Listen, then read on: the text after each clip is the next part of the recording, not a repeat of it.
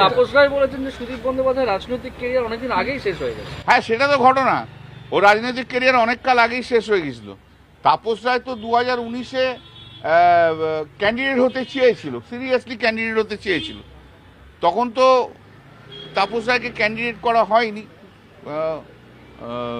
সুদীপদাকে দেওয়া হয়েছিল।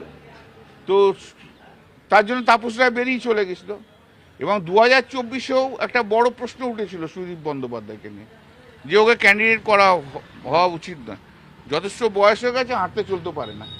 তা সত্ত্বেও করেছিলেন, দিদি করেছিলেন তাই ক্যান্ডিডেট।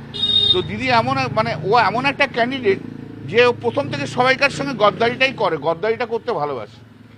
আর ওই হুমায়ুন কবির বলেছে না ওকে, ও তো সাইকেল চুরি থেকে আরম্ভ করে গদ্দারিতে শেষ হয়েছে।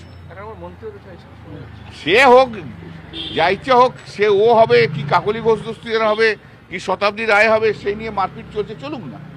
আমরা তো বললাম এখন ট্রাম্পের কাছে নিয়ে যাবে, এখন স্পেশাল ফ্লাইট দিয়ে ট্রাম্পের কাছে নিয়ে যাবে, ওখানে ডিনার খাওয়াবে বলেছে। এখানে তো কিছু করতে পারবে না। এখন 1.5-2 বছর তো নাচতে হবে, এদিক হয় এখানে নাচবে, ওখানে নাচবে, এখানে নাচবে, ওখানে নাচবে। 2 বছর পর টাইম লাইন শেষ। বাংলার মানুষ আর ভোট দিয়ে জেতাবে না, ওদের চিন্তা করার কিচ্ছু নেই। 1.5-2 বছর একটু লিপস্টিক ফিপস্টিক, কেউ ভালো লিপস্টিক মাখবে, ফেস পাউডার দেবে, সাজে কত সাজা গোজাটা বেড়ে গেছে দেখেছো 2-1 জনের। না আমার বলছি না, ঠিক আছে।